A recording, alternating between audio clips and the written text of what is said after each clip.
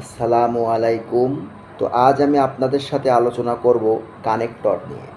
তো যাই হোক, কানেক্টর কিন্তু যদি বুঝে করা যায় মোটামুটি সহজই বলবো আমি। তো আমার পরামর্শ থাকবে, আপনি মনোযোগ সহকারে আমার এই ভিডিওটা যদি দেখেন, ইনশাল্লাহ আপনার কানেক্টরের সমস্যা কিছুটা হলেও কমে যাবে এবং আপনি বুঝতে পারবেন কানেক্টর কী জিনিস। তো আসেন সরাসরি আমরা কানেক্টর প্র্যাকটিস করি। একটা কোশ্চেন দেখেন, we should always keep in mind dash all kinds of physical exercise are not suitable for all। তো একটা কথা বলতেই হয় আপনার, দেখেন এখানে এই যে গ্যাপ আছে, গ্যাপের আগে এটা কি মাইন্ড। তো মাইন্ডের পরে যদি গ্যাপ থাকে সারা জীবন ড্যাট হবে, কারণ ভিন্ন ভিন্ন মানুষের ভিন্ন ভিন্ন ধরনের সক্ষমতা আছে। একটা শিশু একটা শিশু দেখা যাচ্ছে 2 কেজি ওজনও মাথায় নিতে পারে না, অথচ একটা পূর্ণবয়স্ক যুবক সে দেখা যাচ্ছে 50 কেজির সিমেন্টের বস্তা মাথায় নিতে পারছে। তো সক্ষমতা কি সবার কি এক?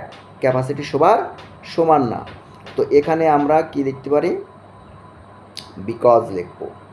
সি নাম্বারে ড্যাশ হার্ডার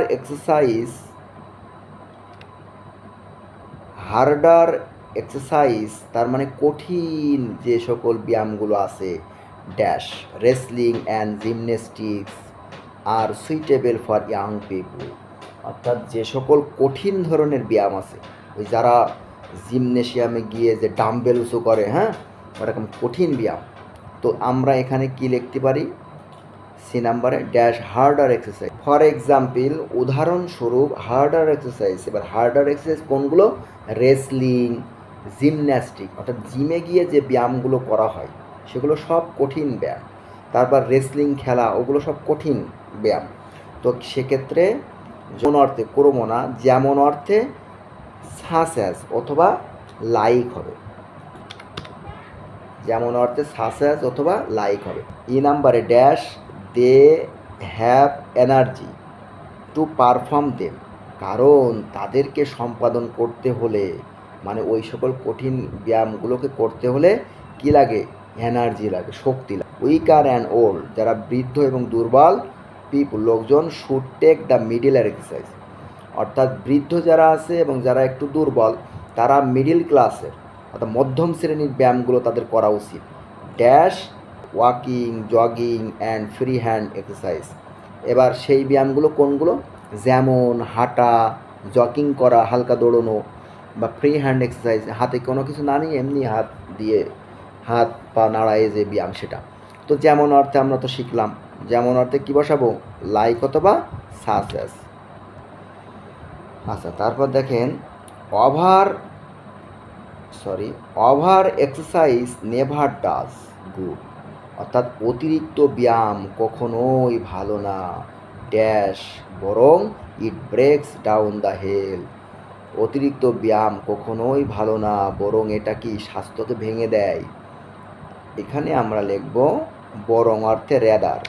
তারপরে 8 নাম্বারে দেখেন dash we should always take those exercise. তো যাই হোক, একটা কথা বলি, যদি গ্যাপ আছে, গ্যাপের পরে সাবজেক্ট প্লাস মডাল ভার্ব থাকে, তো আপনারা বেশিরভাগ সো বসাই দেবেন।